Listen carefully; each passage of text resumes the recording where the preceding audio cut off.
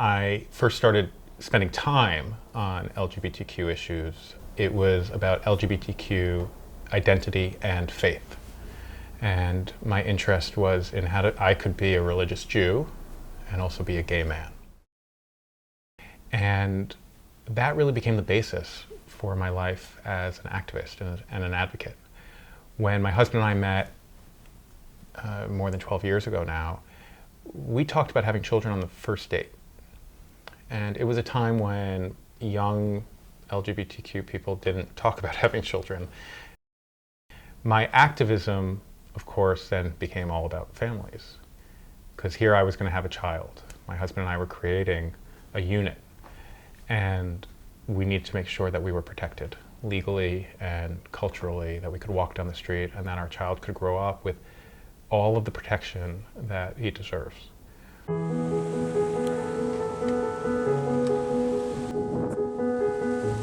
Some of the most surprising things about our families are that they are twice as likely to live at or near the poverty line. A third of them live in the South. The parents in two-parent households are 60% more likely to be multiracial. So in its most basic utilitarian sense, family is about taking care of human beings until they can themselves be productive members of society and reach their potential. I'm going to challenge you to not have your nose in a book for like 90 seconds. Which page are you on, left or right? I definitely grew up thinking that I would have a lot of kids. I thought I would have a lot of kids until I had one, and then realized that one was plenty to keep me busy and make me feel sufficiently exhausted.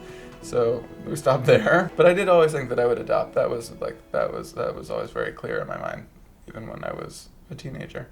What I always say is that I don't think my grandmother, who escaped the Holocaust, imagined that one day she would be holding the adopted son of her gay grandson. You know, like, and I mean, that just wasn't anything they could have imagined. It was, and this is our family.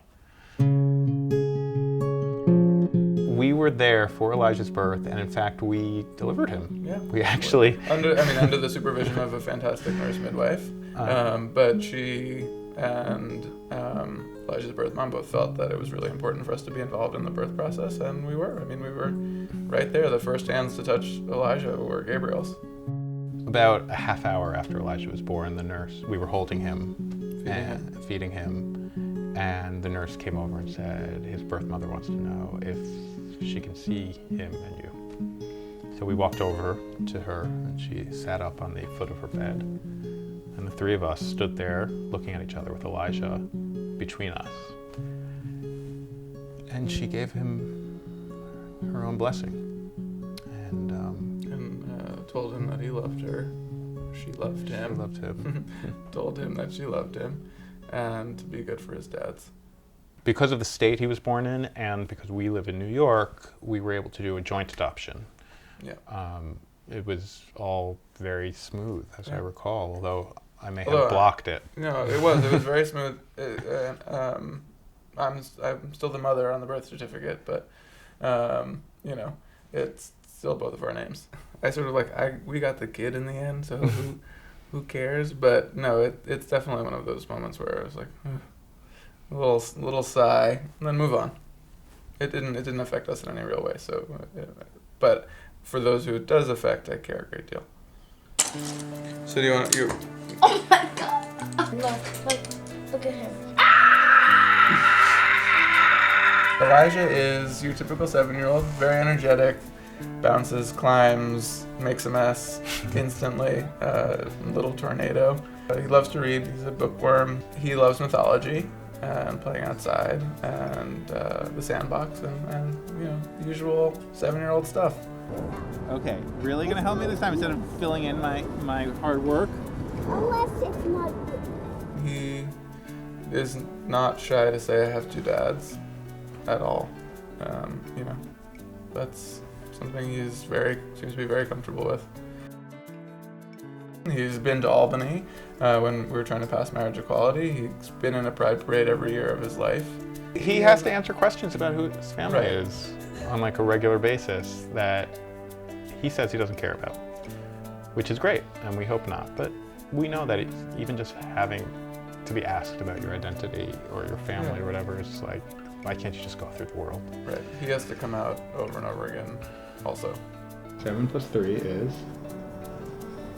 Oh, yeah, you didn't read the. That's right. But when he's older, he's like, it sucked. It was really hard to have to say that over and over again. And I'll certainly feel bad, but it will have not been for nothing. It'll have changed his little part of the world for the better. Yeah. Okay, I can blow it up. Don't shake it. The LGBTQ movement has almost inexplicably been the driver in rethinking family in this country, not breaking it down, but expanding the notion of what is family. And the irony is that not only are we attacked for, as people who are trying to eliminate family and break down family, we're fighting for it. And we're saying to the country, family is something you fight for. That's something that you work for.